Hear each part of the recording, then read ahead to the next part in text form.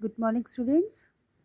Class 7th के बच्चों का जो हमने व्याकरण की बुक में सेकंड चैप्टर स्टार्ट किया था उसे आगे बढ़ाएंगे। तो पहले हमने क्या पढ़ा था ये एक बार विचार कर लेते हैं दोबारा से। हमने पढ़ा था वर्ण किसे कहते हैं। भाषा की सबसे छोटी इकाई जिसे खंड नहीं किए जा सकते वर्ण कहलाती है। उसके बाद वर्णमाला लिखित ध्वनियों का जो एक व्यवस्थित समूह है उसे कहते हैं वर्णमाला, जिसके अंतर्गत आते हैं हमारे स्वर और व्यंजन। फिर हमने पढ़ा स्वर किसे कहते हैं, स्वर के कितने भेद हैं। उसके बाद व्यंजन क्या है, व्यंजन के कितने भेद हैं। उसी में आगे पढ़ा था हमने संयुक्त व्यंजन, अयोगवह, जिसके अंतर्गत अनुस्वार, अनुनासिक और विसर्ग आते हैं। उसके बाद फिर हमने पढ़ा था आगत स्वर, जो हमने बाहर से ली हुई ध्वनियाँ हैं। और उसके साथ था द्वित व्यंजन, यानी कि एक व्यंजन आधा और दूसरा पूरा व्यंजन, वो होता है द्वित व्यंजन। अब हमारे जो टॉपिक्स रह गए थे वो थे अल्पप्राण और महाप्राण। ठीक है, तो चलिए हम स्टार्ट करते हैं अपना चैप्टर आज यहाँ से। मुख से निकलने वाली वायु की मात्रा के आधार पर भी व्यंजनों के दो भेद किए गए हैं। मतलब जब हम शब्दों को बोलते हैं तो हमारे मुंह से एक वायु बाहर निकलती है, जिसके आधार पर व्यंजन के दो भेद किए गए हैं। पहला है अल्पप्राण और दूसरा है महाप्राण।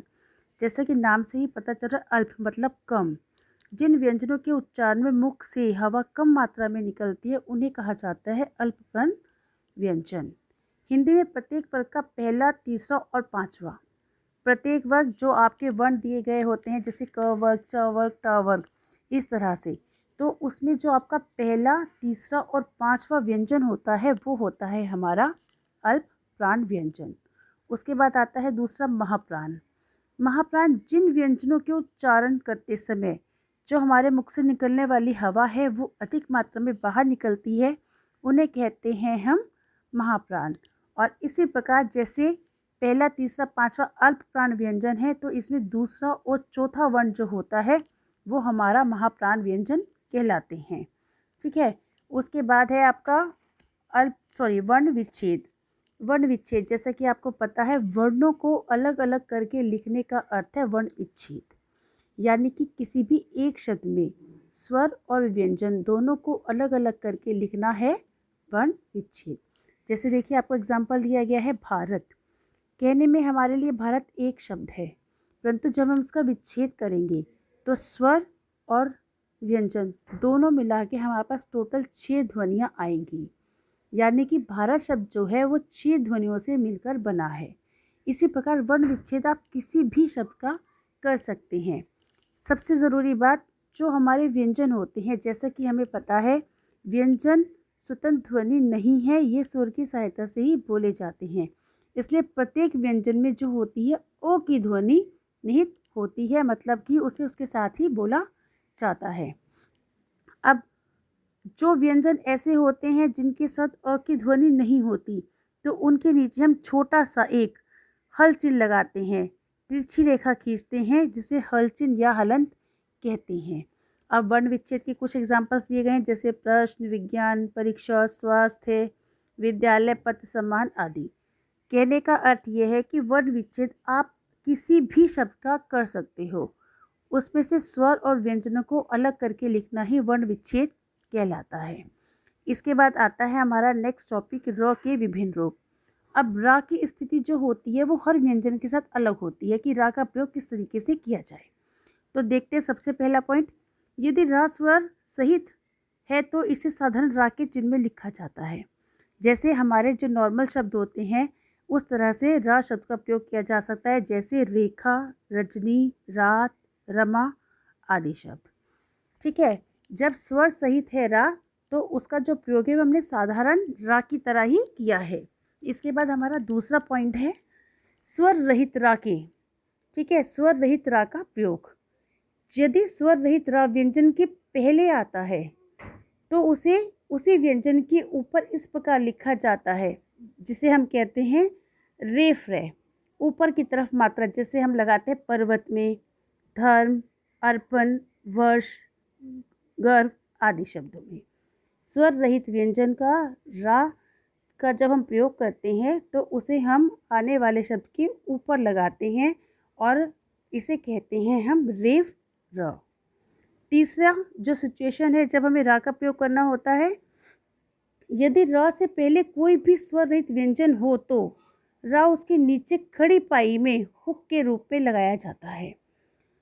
खड़ी पाई में हुक के नीचे, जैसे आपने प लिखा तो पा के जहाँ पे आपका पाई शुरू होती है उसके बीच में लगाया जाता है एक हुक के रूप में।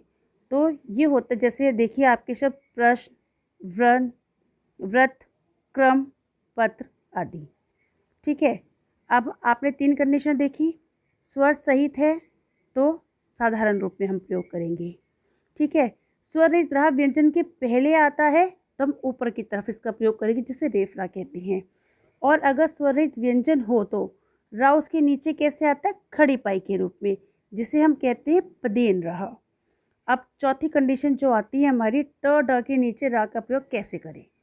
इसके नीचे प्रयोग करते हैं, जैसे हमारे जो विराम चिन्ह उनमें एक हमारा हंस पद चिन्ह होता है, छोटा सा उल्टा वी, उस तरीके से हम ट ड आदि शब्दों में जो है रा का प्रयोग करते हैं। जैसे देखिए ट्रक, राष्ट्र, ड्रामा, ड्रम, ऐसे ही ट्रेन आदि शब्द भी होते हैं।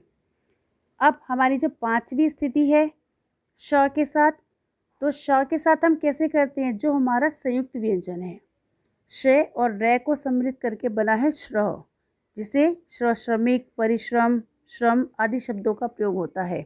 जब श के साथ हम रा का प्रयोग करते हैं तो वो होता है श्र के रूप में, जिस प्रकार संयुक्त व्यंजन हमारा बनता है। तो ये है हमारी 5 सिचुएशन जिसमें हम रा का प्रयोग अलग अलग तरीके से करते हैं। ठीक है, इसके बाद है हमारा नेक्स्ट बुक वर्क ही है आगे। तो अब देखिए आपने क्या क्या पढ़ा। मुख से निकलने वाली वायु के आधार पर व्यंजनों के भेद, जिसमें 2 भेद आए आपके, अल्पप्राण और महाप्राण। तीसरा टॉपिक था आपका वर्ण विच्छेद। वर्ण विच्छेद के बाद आया हमारा रा का विभिन्न रूप में प्रयोग हम किस प्रकार करें। तो हमारे पास इसमें 5 सिचुएशन दी गई है कि हम किस स्थिति में और रा का प्रयोग किस तरीके से करते हैं। तो अब बच्चों इसके बाद आता है आपका बुक वर्क और कॉपी वर्क। तो हम बुक वर्क और कॉपी वर्क की शुरुआत करेंगे। ठीक है, सबसे पहले जो हमारे एक कुछ पॉइंट्स हैं वो हम एक बार छोटे सी रूप में रिवाइज कर लेते हैं। जैसे वर्ण, उच्चारण की सबसे छोटी इकाई को हम वर्ण कहते हैं। दूसरा पॉइंट, वर्णों के व्यवस्थित तथा क्रमबद्ध समूह को क्या कहते हैं? वर्णमाला। ध्वनियों के 2 भेद हैं, स्वर और व्यंजन। और आगत स्वर है जो अंग्रेजी भाषा के प्रभाव से आया है। और रहित व्यंजन के नीचे एक तिरछी रेखा खींच जाती है, जिसे कहते हैं हलंत चिन्ह। तो ये था हमारे पूरे चैप्टर का सार। तो अब है आपका बुक वर्क थोड़ा सा। ठीक है, उच्चारण की सबसे छोटी इकाई को कहते हैं, क्या कहते हैं हम? वर्ण। हिंदी में स्वरों की संख्या है 11।